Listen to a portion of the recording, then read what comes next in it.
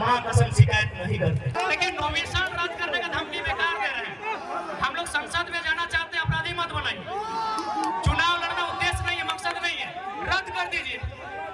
जाएंगे परस्तान झुमरा में हम लोग रहेंगे। नॉमिनेशन रद्द कर देंगे। नॉमिनेशन रद्द क्या कर रहे, गर्दनें काट के ले जाइए। अरे हम लोग संविधान की बात करने सदन में आ रहे हैं। ये केस 2 साल पुराना था। मान्यवर आप कहाँ थे? हे मान्यवर, हे महामहिम, हे कलयुग के अवतार, आप अवतार हैं भाई। आपके पास लाठी, आपकी कमर में पिस्तौल, आप अवतार हैं। आप कलयुग के अवतार हैं, अवतारी पुरुष हम लोग सब कहाँ थे? किस राजनेता की महत्वाकांक्षा आपको यहाँ खींच के लाई?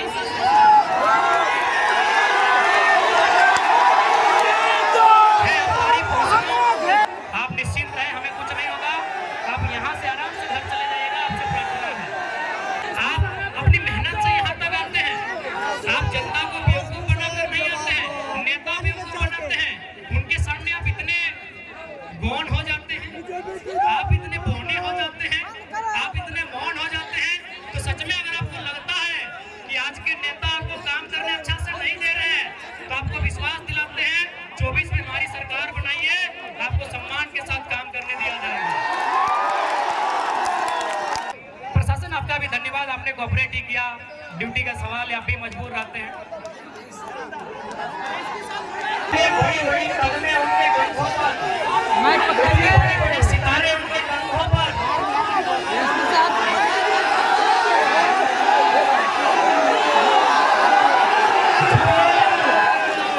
यानी नेताजी का बेटा चाहे चंद्रप्रकाश चौधरी जी रहे, मोहतरा प्रसाद महतो जी रहे, अनूप सिंह अनुपमा सिंह जी रहे, भोलू महतो जी रहे, हेमंत सोरेन जी रहे, या सुदेश महतो जी रहे, या बाबूलाल मरांडी जी रहे, या अर्जुन मुंडा जी रहे, यदि उनका बच्चा भी हमारे घर के भाइयों की तरह, हमारे घर के बच्चों की तरह टावर लाइन में चढ़ के काम करता ना, माँ कसम शिकायत नहीं करते।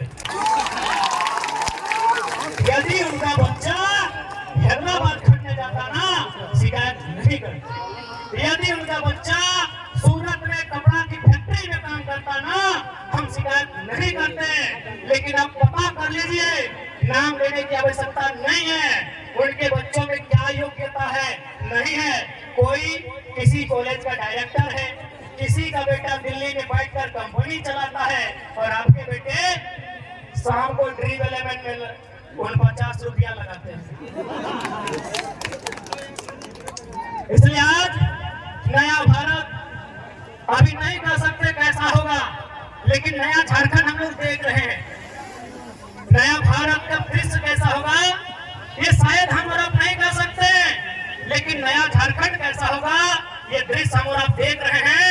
आज 45 डिग्री के तापमान में जो भीड़ इकट्ठा हुई है, ये बदलाव का संकेत दे रही है।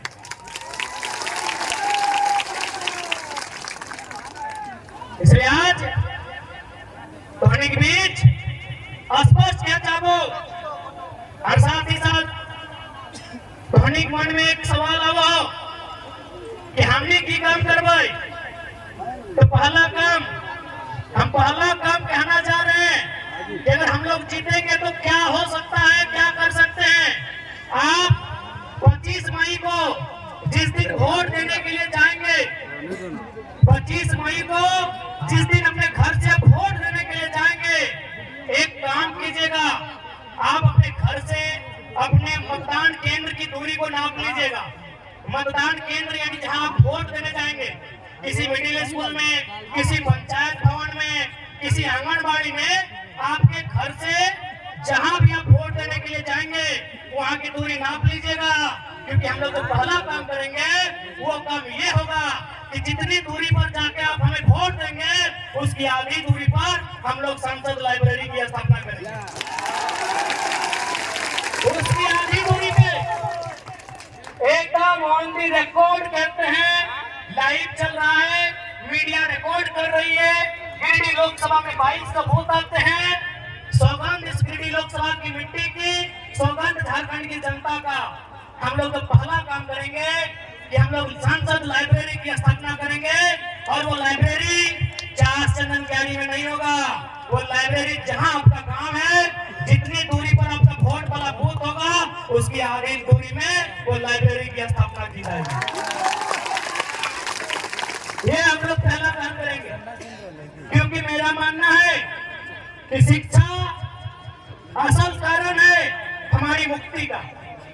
आज यहाँ जितने लोग बैठे हैं सभी मिडिल क्लास फैमिली के लोग हैं। आज जितने लोग बैठे हैं 2-4 लोग ऐसे होंगे जिनके परिवार में शायद कोई डॉक्टर होगा, कोई वकील होगा, कोई इंजीनियर होगा, कोई दरोगा होगा। यानी सभी हम मिडिल क्लास फैमिली से आते हैं। यानी हम लोग को मालूम है कि हमारे घर की जो स्थिति है, हमारे किचन की जो स्थिति है, हमारे चूल्हे की जो स्थिति है, उसे अगर हमें उन्नति के रास्ते में लेकर जाना है तो पहला काम करना होगा, अपने बच्चों को इतना पढ़ाना होगा, इतना पढ़ाना होगा कि अपने दम पर वो अपनी गरीबी रेखा को पार सके। आप सभी जानते हैं। बाकी देखिए यही बड़ी बड़ी इमारतें हैं, चास में, बोकारो में, सेक्टर में कहीं 12 तल्ला है, कहीं 15 तल्ला है, कहीं 20 तल्ला है। आप अपने सर पे 18 के जगह अगर 36 ईंटा भी ढोने का काम कीजिएगा ना, तो आज मजदूर दिवस है। आप जानते हैं मजदूर की स्थिति क्या है। इसीलिए आप एजुकेशन को आपको महत्व देना होगा। आज आपके बीच एक नन्हा सा लड़का, आज आपके बीच एक साधारण सा लड़का, आज आपके बीच एक कल का लड़का यदि आज यहाँ अपने आप को लेकर आया है तो पावर ऑफ एजुकेशन। पढ़े लिखे हैं, चीजों की जानकारी है, इसीलिए आप हमें सुन रहे हैं और सुन नहीं रहे हैं। गिरिडीह से भारी मतों से विजय बनाने जा रहे हैं, क्योंकि आपको मालूम है कि गिरिडीह में अगर कोई दमदार आवाज रखेगा तो आपको मालूम है वो कौन रखेगा।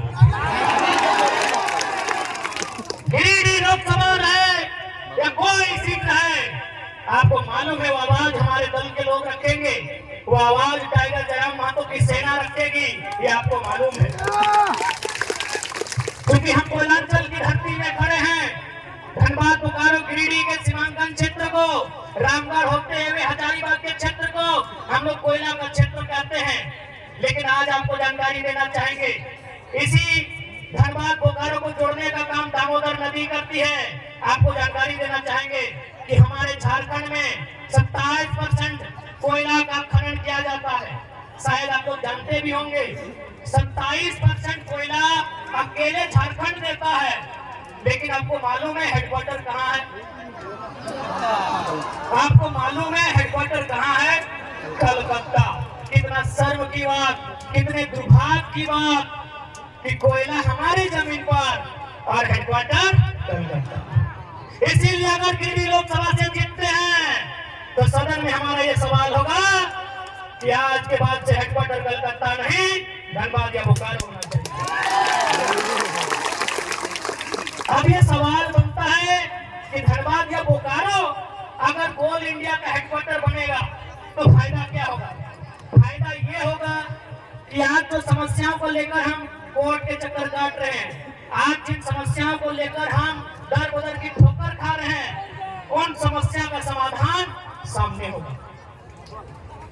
आज जितने भी कोयला के कंपनियां हैं जो कोल के एरिया है, आप जाके पता कीजिए कि उनके मैनेजर कौन है। 99% मैनेजर कलकत्ता के लोग हैं। 99% मैनेजर कलकत्ता के लोग हैं। यदि हेडक्वार्टर धनबाद या बोकारो आएगा तो मैनेजर झारखंड के लोग बनेंगे।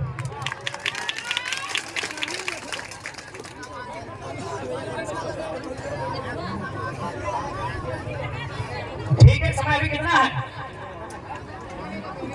समय है ना 5 बजे। एसपी साहब निश्चिंत रहिए, आपकी नौकरी को खतरे में नहीं लाएंगे। हमें मालूम है कि यहाँ तक आने के लिए आपके माता पिता ने बहुत संघर्ष किया है।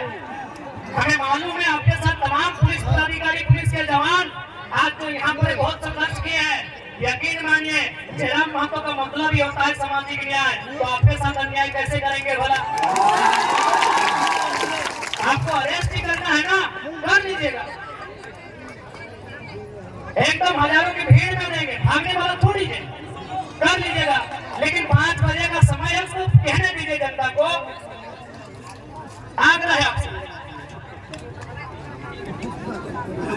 इसलिए अगर हम लोग दिल्ली जीत कर जाते हैं तो झारखंड के इशू पर बात होंगे, झारखंड के मुद्दों पर भागने वालों से नहीं है।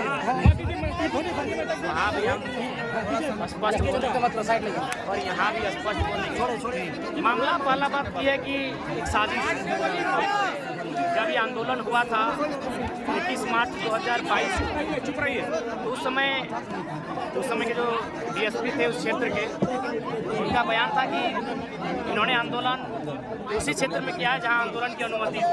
तो कोई एफआईआर नहीं होगा। और फाइनली एफआईआर लॉन्च होता है, 2 साल के बाद वारंट तैयार होता है।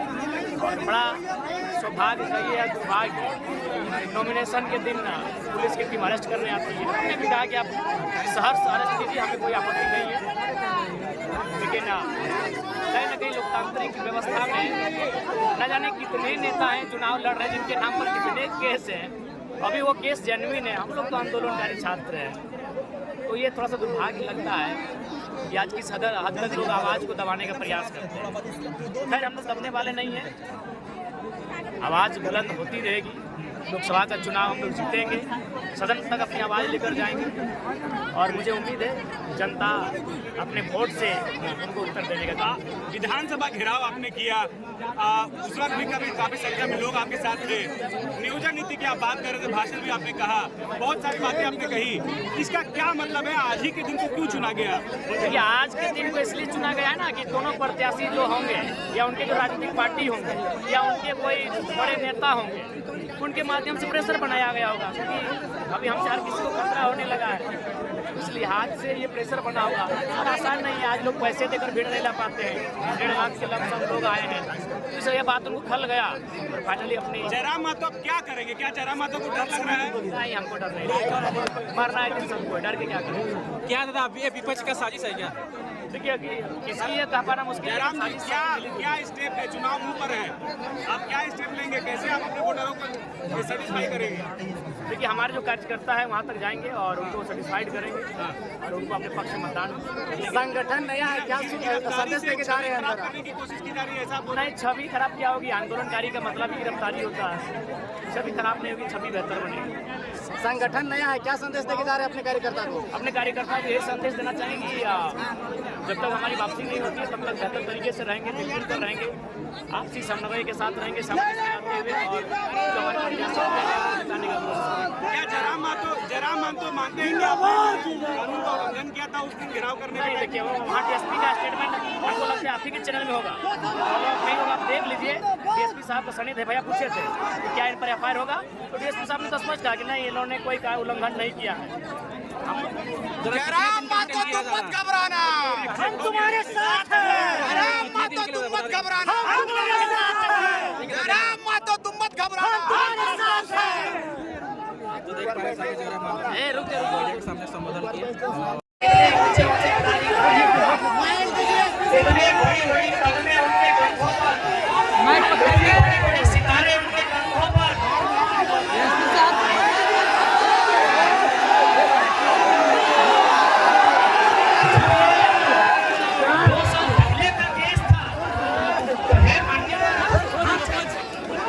किसके दबाव में?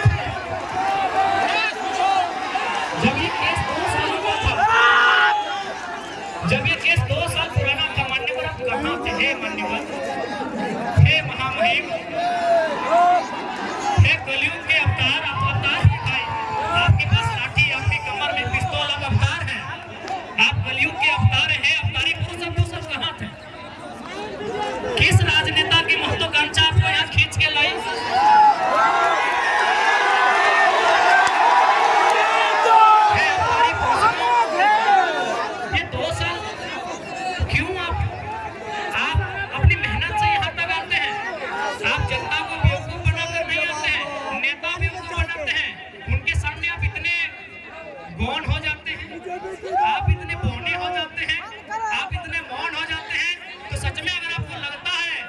राज्य के नेता आपको काम करने अच्छा से नहीं दे रहे हैं तो आपको विश्वास दिलाते हैं 24 में हमारी सरकार बनाइए, आपको सम्मान के साथ काम करने दिया जाएगा।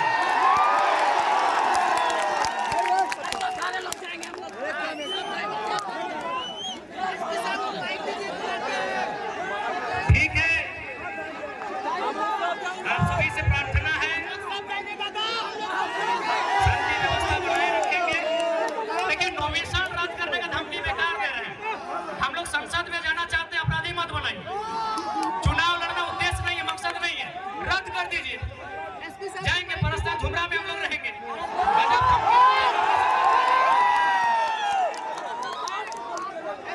नॉमिनेशन रद्द कर देंगे। नॉमिनेशन रद्द क्या कर रहे, गर्दने काट के ले जाइए। बहुत काबिल अफसर है आप। अरे हम लोग संविधान की बात करने सदन में आ रहे हैं। ऐसी बात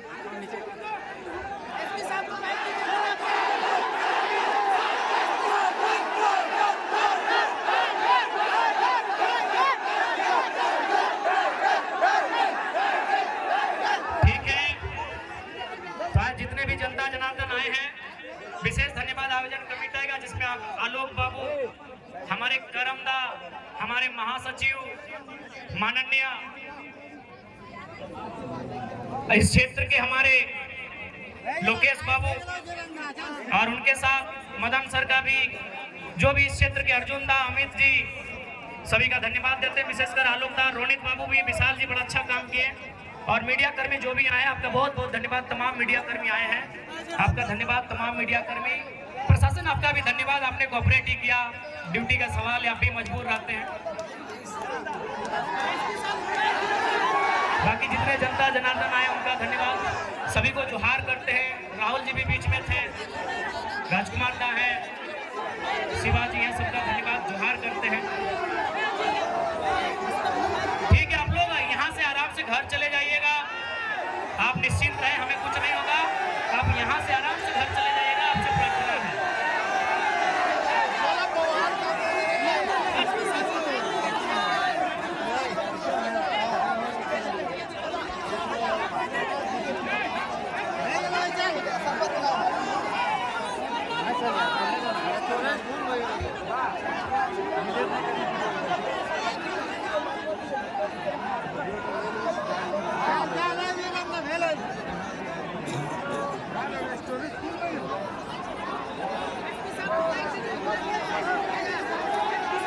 इमोशनल नहीं होना है।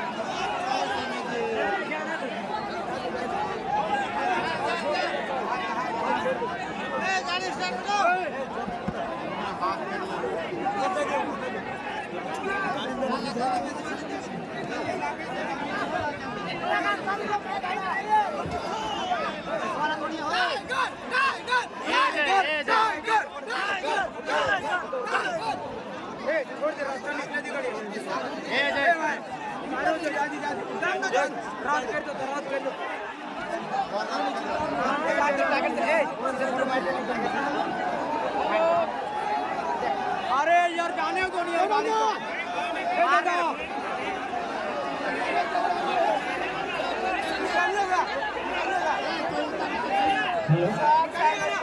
नॉमिनेशन के वक्त एक चेकलिस्ट मिला होगा, जिनके पास भी है एक बार प्लीज हमको एक बार दिखाइएगा। जयराम जी के नॉमिनेशन के बाद एक चेकलिस्ट मिला होगा आरोप के द्वारा। जबरदस्ती वो 50 एसपी साहब को आना पड़ा, डीएसपी साहब को आना पड़ा, न जाने और कितने कितने 3-3 स्टार वाले पदाधिकारी आए। एक छात्र को अरेस्ट करने के लिए इतनी मुश्किल, क्या कसूर था हमारा भाई? क्या हमने किसी का खेत जोत लिया था? क्या हमने किसी के घर की बहू बेटियों का अपमान किया था? क्या हम पे चोरी हत्या का मुकदमा है, क्या हम पे कोई अन्य कुकर्म का मुकदमा है? भाई हमने कौन सा अपराध किया था? हम तो छात्रों की आवाज बनने रांची गए थे। छात्रों का मांग था कि नियोजन नीति बननी चाहिए। क्या झारखंड के लिए कानून बनाने की मांग करना अपराध है? क्या गुनाह है? क्या हम लोग अपराधी हैं? क्या गुनाह है हमारा भाई? झारखंड पे बात करना, खतियान पे बात करना, पलायन पे बात करना, क्या हमारा यही गुनाह है? तो देखिए झारखंड वासियों, हमें डिटेल का भी तकलीफ नहीं है, हमें मौत का भी तकलीफ नहीं है, बस हमें इस बात की तकलीफ है कि झारखंडियों का गुनाह क्या है कि आज आपको एक छात्र को इतनी भारी पुलिस बल के साथ डिटेल करने आना पड़ा। आज बड़ा दुख की बात है। खैर एसपी साहब बड़े भाई के समान है, उनकी सम्मान में हम आज जाने नहीं देंगे, लेकिन मन से जो एक आवाज आ रही वो आवाज तो पूछेगी ना कि हमारा गुनाह क्या है, हमने क्या किया है साहब, आज हमने क्या किया